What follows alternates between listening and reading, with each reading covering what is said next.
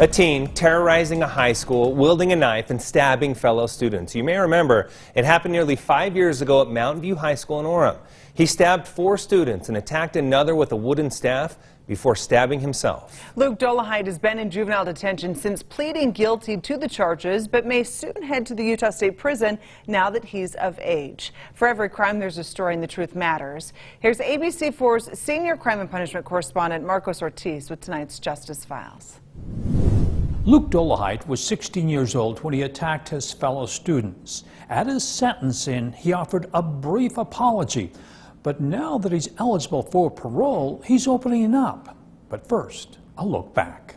I see like blood dripping. I look at my shirts like full of blood. My hands are full of blood. The student was caught in the chaos that ensued at the Mountain View High School. A fellow student with knives was roaming the halls. Orem police arrived shortly after the 911 calls began. There were several stab wounds and someone with a knife in the boys' locker room downstairs. I just heard like screaming and people running away from like the gym and where it was happening. It's November 2016. Just before 8 a.m., students are seen rushing to leave the school. Frightened parents also arrive looking for their loved ones. I'm feeling better now because I was able to give my son a hug, and that meant everything this morning. But another mother soon learned her son was one of the victims. A classmate knew them. I don't know if it happened inside or if it happened outside, Edovie said, and the wound was big. I mean, it was really big, and there was a lot of bleeding. It was scary. These are the wounds Yafet Ortiz suffered at the hands of the teen stabber. He was in the locker room preparing for gym class.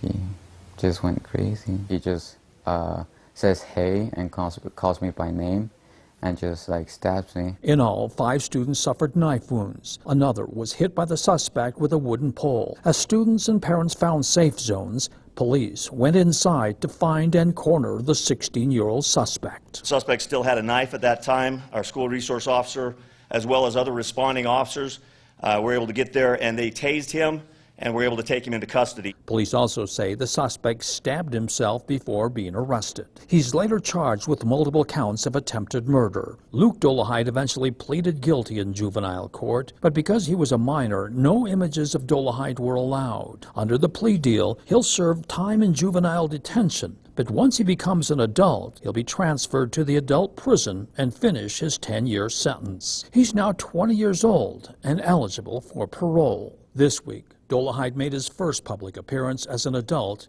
before the Board of Pardons. I managed to sleep that night for once, and I woke up, and it just felt like I was still dreaming. So just what drove Dolehide to do this?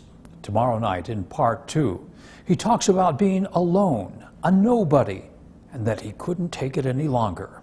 For the Justice Files, Marcos Ortiz, ABC4 News. Enjoy